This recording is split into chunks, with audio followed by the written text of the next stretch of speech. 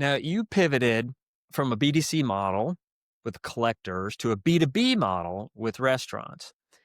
And I want to know, how did you grow through that? What's the most unexpected landmine you may have hit during that transition? How did you, as a CEO, have to adapt to navigate this kind of pivot? Yeah, I mean, it's a different type of customer. Their buying behaviors are different. Their product needs are different. Even the margins in which they're willing to spend is completely different.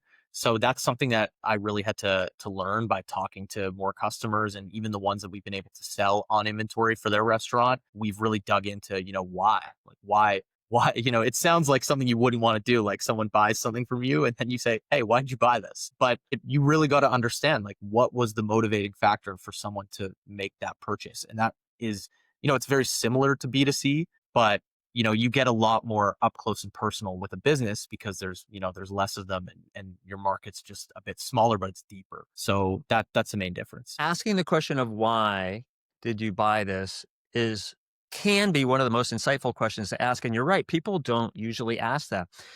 A while back, we did a study back before I was a CEO coach.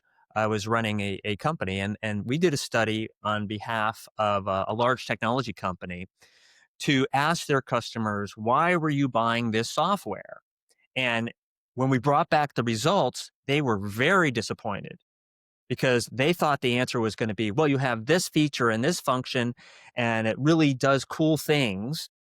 The answer came back was, I can buy your software on a credit card. I don't need to get a PO. That's why I'm buying your software. Now, it turns out that happens to be really important, but it wasn't what the engineering team was hoping to hear.